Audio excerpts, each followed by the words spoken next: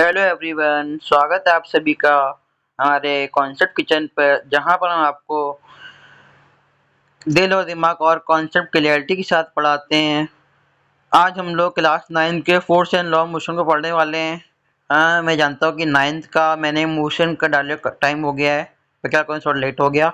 अब आए, अच्छी पूरी तैयारी से आता है। आज हम लोग पढ़ते हैं क्लास 9th का force and law motion according to new NCERT syllabus 2026 to 2027 का। आइए देखते हैं, स्टार्ट करते हैं हमारा चैप्टर। तो चैप्टर को स्टार्ट करते हुए हमारा सबसे पहला टॉपिक आता है फोर्स। चैप्टर का नाम है force and law of motion. Force की डिफाइन देखते हैं। ये आपने बहुत तरीके से इसकी डिफाइन पढ़ी होगी, इसको देखते हैं। फोर्स का मेन मतलब होता है द पुल और पुश ऑन एन ऑब्जेक्ट और कॉल्ड फोर्स। मतलब कि ऐसी चीज़ जिसको हम पुल कर सकें, फोर्स कर सकें, वो हमारा फोर्स होता है। हाँ, इसकी फोर्स की हमारी एसआई यूनिट होती है न्यूटन, और ये हमारा वेक्टर क्वांटिटी होता है। ये हम आपको ये इसके पहले वाला 9th के जो मोशन वाला चैप्टर डाला था उसमें हम आपको समझा चुके हैं वेक्टर क्वांटिटी स्केलर क्वांटिटी क्या होता है, तो उसमें देख लीजिएगा। एग्जाम्पल ले लेते हैं। To open a door either push or pull it, ये इसका एग्जाम्पल हो गया। ठीक है, और बहुत सारे एग्जाम्पल हैं। बाकी सब एग्जाम्पल आप कमेंट सेक्शन में बताइएगा। अब देखते हैं effect of force. Force can make a stationary body in motion. Force can stop a moving body. Force can change the direction of a moving of object. क्या इफेक्ट पड़ता है, ये है। अब हमारे आते हैं फोर्स आर हमारी मेनली टू टाइप के हमारे फोर्स होते हैं। एक होते हैं बैलेंस फोर्स, एक होते हैं हमारे अनबैलेंस फोर्स। बैलेंस फोर्स वो होते हैं, ये डिफाइन देखते हैं। If the resultant of applied force is equal to zero is called balance force.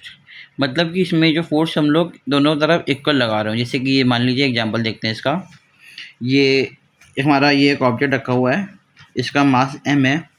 हमने इसको इधर डिस्प्लेस करने के लिए इधर 10 न्यूटन की फोर्स लगाई और इधर से 10 न्यूटन की फोर्स लगाई है, तो जो हमारा ऑब्जेक्ट हिलेगा नहीं हिलेगा ना। मतलब इधर से भी सेम फोर्स लगा रहे हैं, इधर से सेम 10 न्यूटन की, तो जो ये हमारा हुआ बैलेंस फोर्स। तो हमारा जो नेट फोर्स हुई वो जीरो हो गई है, क्योंकि सेम फोर्स लगा रहे हैं, तो ये हमारी हो गई बैलेंस फोर्स। अनबैलेंस फोर्स ये होती है, देखिए उसमें इधर इक्वल लगा रहे थे, इसमें देखिए 10 न्यूटन, इधर से 10 न्यूटन फोर्स लगाई, इधर से 15 न्यूटन की फोर्स लगाई, तो ये हमारा वो इक्वल फोर्स लगा रहे थे, ये इसमें अनइक्वल फोर्स, तो ये हमारी होगी अनबैलेंस फोर्स, अनइक्वल फोर्स लगा रहे हैं। ठीक है, इसकी डिफाइन पढ़ के देख लेते हैं। If the resultant of applied force are greater than zero the force are called unbalance force. समझे? ठीक है, फिर और जिसकी नेट फोर्स जीरो ना होती हो, हाँ, वो हमारा होता है अनबैलेंस फोर्स। ठीक है, अब यहाँ तक फोर्स का फंडा क्लियर होता है। बैलेंस अनबैलेंस फोर्स आप लोग समझ रहे होंगे अच्छे से, क्या होता है बैलेंस फोर्स, क्या होता है अनबैलेंस फोर्स। ठीक है, डिफाइन देख लीजिएगा इसकी।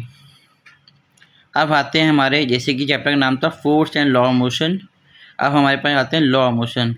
ये हमारे जो कि न्यूटन्स भाई साहब ने लॉ दिए थे, तो हम वो कुछ हैं न्यूटन्स लॉ ऑफ मोशन। हाँ, 3 लॉ दिए थे हमारे न्यूटन जी ने। आइए देखते हैं।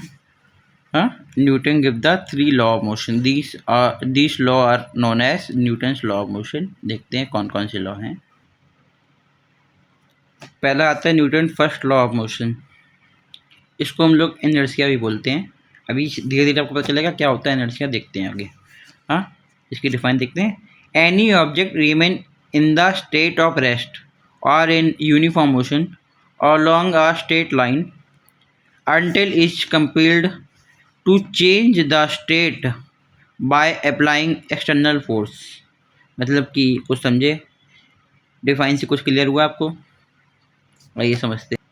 मतलब कि कोई ऑब्जेक्ट हमारा रेस्ट में है या मोशन में है, वो तब तक कि, जैसे एग्जांपल देखते हैं, कोई ऑब्जेक्ट हमारा अगर रेस्ट में है, वो तब तक हमारा ऑब्जेक्ट रेस्ट में रहना चाहेगा, तब तक उसको कोई एक्सटर्नल फोर्स ना लगाई जाए, उसको मोशन में आने के लिए कोई फोर्स ना लगाई जाए, तब तक ऑब्जेक्ट हमारा रेस्ट में रहना चाहेगा।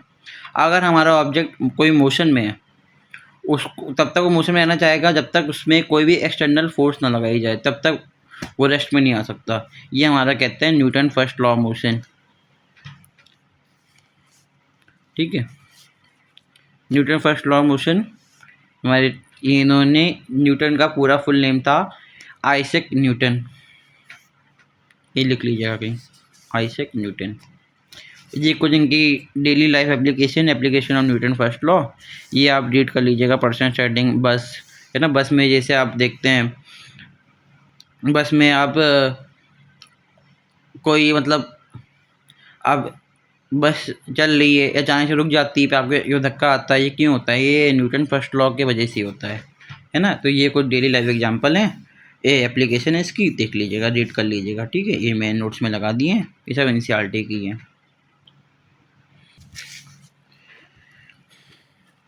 नेक्स्ट एक और इसकी ये फोर्थ एप्लीकेशन है। टोटल 4 एप्लीकेशन मैं यहाँ पे लगाई हुई है, बाकी बहुत सारी एप्लीकेशन देखिएगा। नेक्स्ट टॉपिक में हम लोग आते हैं इनर्शिया। क्या होता है इनर्शिया, ये जानते हैं। ये इनर्शिया की डिफाइन देखते हैं। A property of substance due to which it resist the change in state, मतलब कि हमारी एक ऐसी प्रॉपर्टी है जो कि सब्सटेंस को रजिस्ट करती है, उसको उसकी स्टेट को चेंज करने में, समझ गए? ठीक है। जैसे कि हमारी बॉडी कोई मोशन में है, उसको रोकने का काम ये हमारी इनर्शिया करती है, रजिस्ट, है ना, रजिस्ट करती है। हमारी जो इनर्शिया होता है ये डायरेक्टली प्रोपोर्शनल मास के होता है, ठीक है। Mainly they are 3 types of inertia होते हैं। कौन कौन से? इनर्शिया एट रेस्ट, रेस्ट में इनर्शिया है, उसको मोशन में लाने का काम करेगी। अगर inertia of motion, inertia of direction, direction को चेंज करने का काम करता है। ये होता है हमारा इनर्शिया। आई होप समझ गए होगे आप, ठीक है। ये रजिस्ट करने का काम करता है कौन? इनर्शिया, ठीक है। हाँ, न्यूटन फर्स्ट लॉ के तरीके ही होता है। न्यूटन फर्स्ट लॉ में ऑब्जेक्ट को रेस्ट तब तक रहता है। आपने न्यूटन फर्स्ट लॉ में क्या पढ़ा था? कमेंट सेक्शन में बताइए। नेक्स्ट आता है हमारे पास मोमेंटम। मोमेंटम आपको अभी है जो मैंने कि 9th का मोशन वाला चैप्टर बनाया था फिजिक्स का, 1 शॉर्ट वीडियो अपलोड किया था, उसमें मैं आपको मोमेंटम बता चुका हूँ, आपको पता ही है। ये तो बस मैंने डिफाइन आपको देखने के लिख दी है, इसको रीड कर लीजिएगा। Momentum is the measure of inertia of motion, the product of velocity and mass of an object is called the momentum. Momentum is generated by the therefore momentum of the object. समझ गए? ये पढ़ा है, एकदम bookish language है और आपको आसानी से याद भी हो जाएगी। इसमें कुछ और ये ना आपको डिफाइन ज़्यादा कोई लिख के आनी है। Momentum equal to mass into velocity, ये इसका फॉर्मूला होता है, आपको बता चुके हैं। P इक्वल टू mv, ठीक है। इसकी जो SI यूनिट होती है kg मीटर पर सेकंड और kg मीटर पर सेकंड, ऐसे लिख सकते हैं। अब इसका एक नोट का पॉइंट आप ये देख लीजिए, कहीं नोट कर लीजिए या याद कर लीजिए, साथ ही साथ नोट्स बनाते चलिए तो ज़्यादा बढ़िया है। बाकी if P equal to 0 then V equal to 0 because mass can not be 0। Mass हमारा आपको पता ही, मास कभी हमारा 0 नहीं हो सकता। मोमेंटम स्मॉल, मोमेंटम हम लोग स्मॉल p से डिनोट करते हैं, आपको पता है। हाँ, पिछले लेक्चर से आपने पिछले लेक्चर मोशन वाला इसका वीडियो नहीं देखा है तो देख लीजिएगा, फिर ये देखिएगा फोर्स लॉ ऑफ मोशन, तो आपको ज़्यादा समझ में आएगा। कुछ स्केलर क्वांटिटी, वेक्टर क्वांटिटी जो मैंने उसमें समझाया है। हाँ, इसमें आप डायरेक्ट देख रहे हैं तो आपको क्या था समझ में ना आए। मोमेंटम हमारा 0 हो सकता है, वेलोसिटी हमारी स्पीड वेलोसिटी 0 हो सकती है, पर हमारा मास कैन नॉट बी 0, ये आपको पता है, नर्सरी क्लास से पढ़ते हैं और 8th में पढ़ा होगा आपने। बाकी ये जो अभी आपने इनर्शिया टॉपिक पढ़ा था ये आपको इतना थोड़ा ही पढ़ना है। आगे 11th क्लास में अगर आप साइंस लेते हैं तो आपको इनर्शिया को आगे पढ़ना है। बस इनर्शिया देखिए, रेस्ट में, मोशन में, डायरेक्शन, यही 3 टाइप याद रखिएगा। नेक्स्ट हमारे पास आता है Newton second law of motion. इसकी डिफाइन देखते हैं। न्यूटन सेकेंड लॉ क्या होता है, इसको प्रूव भी करना है हमें, देखते हैं। इसकी छोटी ही डेरिवेशन भी है।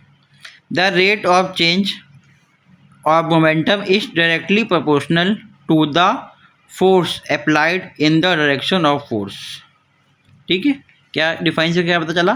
तो rate of change of momentum होता है डायरेक्टली प्रोपोर्शनल होता है फोर्स के, ठीक है। ठीक है भाई, याद रखिए न्यूटन सेकेंड लॉ का मतलब होता है F इक्वल टू ma, हमें ये प्रूव करना है, ठीक है। फोर्स हमारा डायरेक्टली प्रोपोर्शनल हुआ rate of change of momentum के, हम लोगों ने ऐसे लिख दिया, देखिए फोर्स हमारा directly proportional rate of change of momentum के, क्योंकि डिफाइन में था, ठीक है।